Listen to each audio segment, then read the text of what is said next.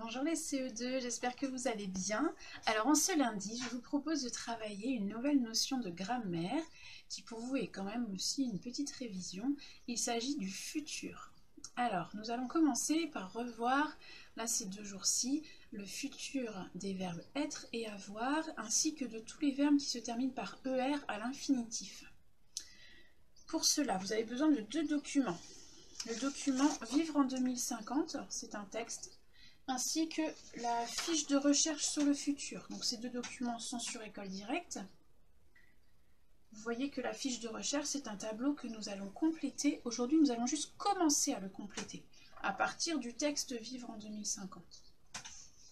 Pour commencer, je vous demande de lire le texte Vivre en 2050 tout seul. Pour cela, vous mettez la vidéo sur pause.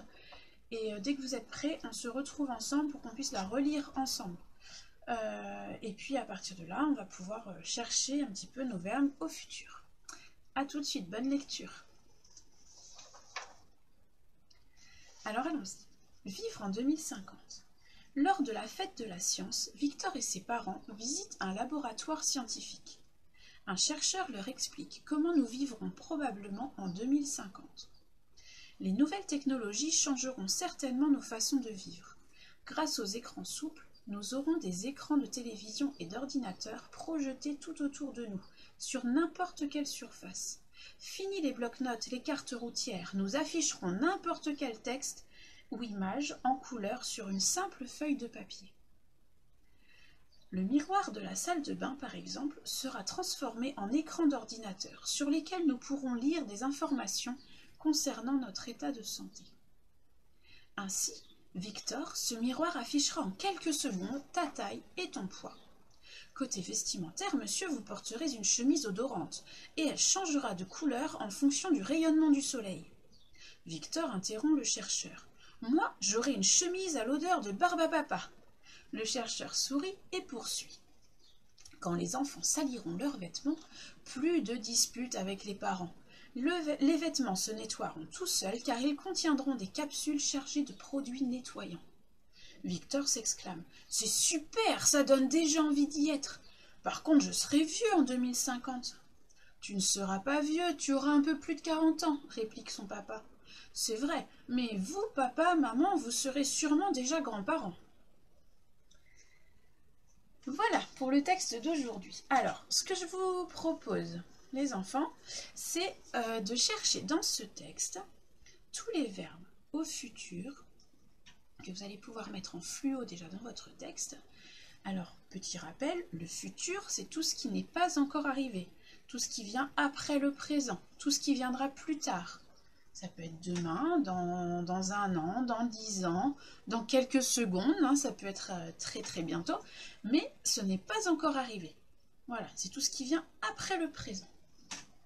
Alors, on va chercher aujourd'hui toutes les formes possibles dans le texte du futur des verbes être, avoir, changer, afficher et porter. Vous n'allez pas pouvoir compléter tout le tableau.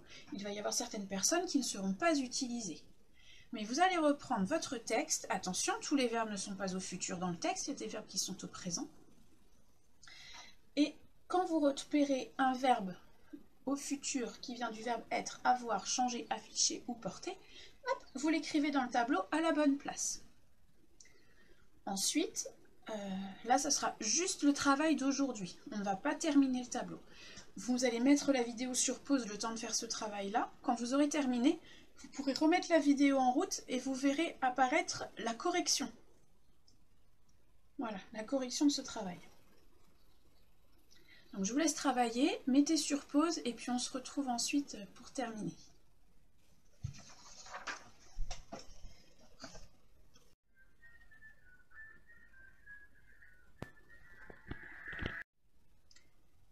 Voilà les enfants, normalement vous avez terminé, vous avez pu voir la correction de ce tableau dans l'état dans lequel il est aujourd'hui, ce qui va nous permettre de tirer de ces verbes la règle de conjugaison des verbes au futur. Alors, nous travaillons, je prépare mes couleurs, nous travaillons le futur.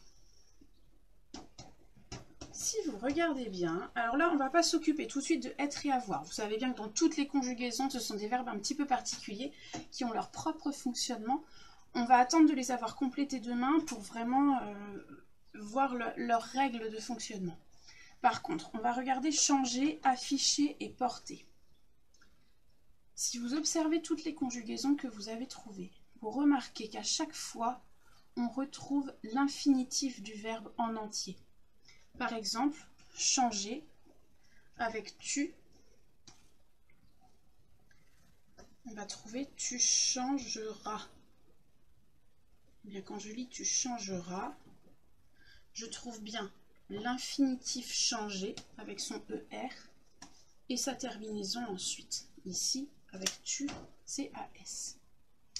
Si je prends porter par exemple, avec vous, on va dire vous porterez. J'ai le verbe porter à l'infinitif en entier et ensuite la terminaison EZ qui correspond à la personne vous. Et bien cette règle-là, elle fonctionne avec tous les verbes qui se terminent par ER au futur. Alors je vais effacer mon tableau et comme ça on va pouvoir écrire cette règle en entier. Au futur,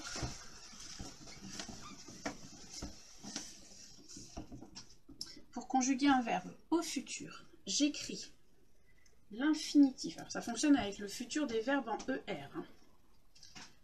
J'écris l'infinitif du verbe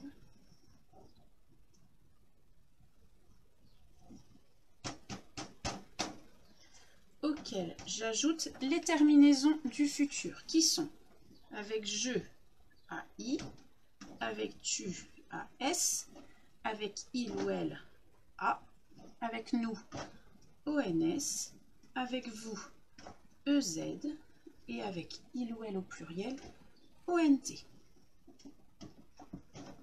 Voilà, alors on redit ensemble la règle. Pour conjuguer un verbe en ER au futur, j'utilise son infinitif en entier auquel j'ajoute les terminaisons AI, AS, A, ONS, EZ, ONT. Je vous propose de mettre la vidéo sur pause et de redire ça tout seul. Essayez de redire la règle que je viens d'édicter. Voilà. Et bien voilà la règle du futur. Une fois que vous avez compris ça, vous avez déjà compris une grande partie du futur. Voilà, on n'aura plus qu'à voir le verbe être et avoir demain, qu'on va terminer avec les trois verbes qu'on finira de conjuguer. Et puis la semaine prochaine, on apprendra quelques verbes irréguliers du troisième groupe. Vous savez, les mêmes verbes qu'on a appris aussi pour les autres temps, c'est-à-dire faire, venir, prendre, etc. Voilà, je vous laisse pour aujourd'hui. Bravo pour votre travail. Surtout, ne perdez pas ces deux feuilles pour qu'on puisse les compléter demain. Et je vous souhaite une bonne fin de journée. Au revoir les enfants, à demain.